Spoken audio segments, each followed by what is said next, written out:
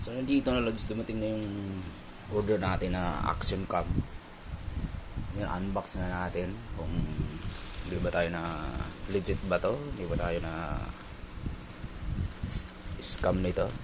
Pero sa review, marami namang review, so unbox na natin.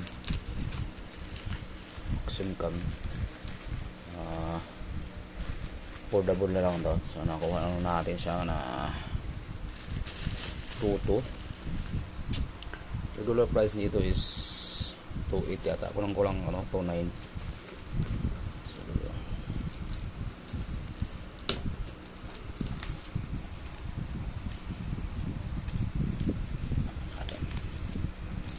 yun naman yung pagkabalot niya, bubble wrap.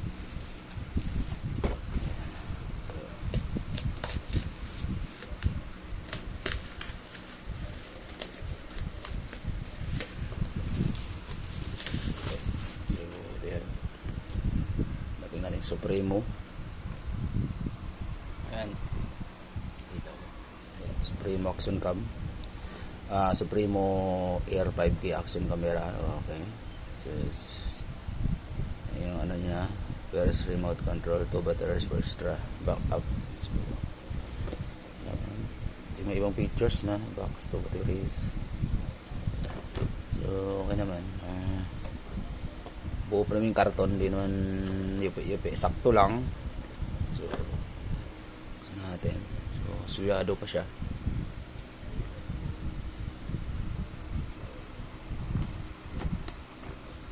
Dan so sell.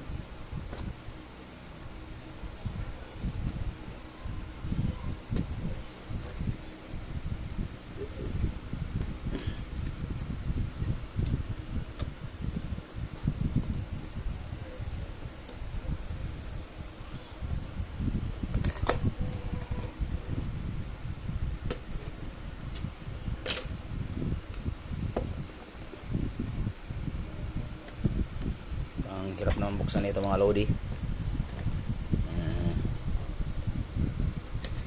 Okay, yan. So may unang box.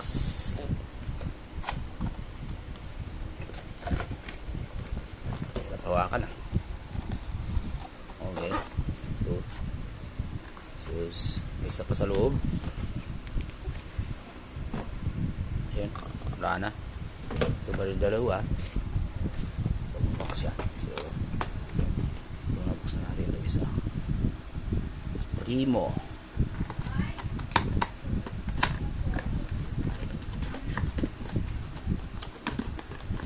Okay, dito yung camera. Nakalagay na siya sa case na niya na ano, pang waterproof. So Primo 5K. So gusto na pa ang gamit niya sa ano. Ito yung remote. Si with remote siya. So dyan muna yan. Ito muna isa.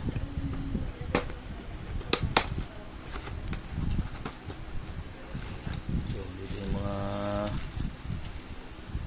bakil pang tali. So ito yung cable niya pang charge type C.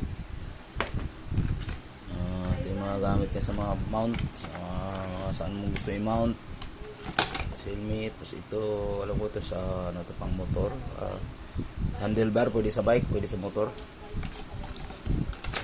Tapos may ito pantali, wala mo sa itali yan. Ito strap, ito lagayan yata na remote ko sa. So ito yung mga accessories niya. Ganda yung tip niya malod, yung 3M. So may reserva siyang isang cover sa likod. Siguro baka pag nasira yung cell dito, siguro nasisira naman talaga yan. May reserva ka, di ba? Yan muna yan. Daming laman. Ito yung battery. Ito yung parang pang ano, daming pang service. Ito yung manual niya. May sticker pa siya. Supremo. So Tapos ito yung pang housing niya. Pag hindi mo gamitin, hindi ka magamit ng yung waterproof na case, dito mo siya ikabit. Yan. Oh. Yan yung IRS camera natin. Ito. Ano yung sticker niya, mga ano, double side tip, mga 3M. Saan yung isang battery? Parang nakakabit na siguro. So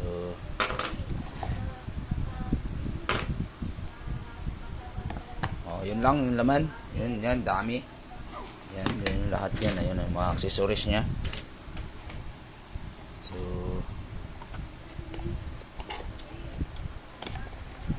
open natin, subukan natin kung gagana ba, para baka pag hindi, siyempre babalik natin yan. So paano mabuksan to? Ginaganon lang, walang lock. So labas natin yung dito siya sa case eh. Ayan. Okay.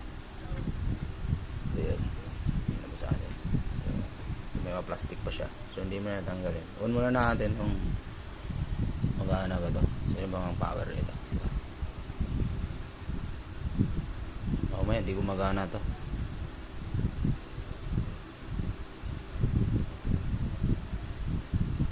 Ayaw.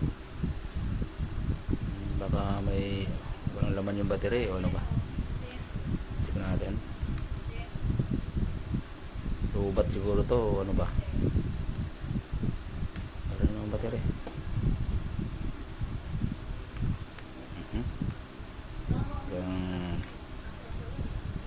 Hindi gumagana, long press ba?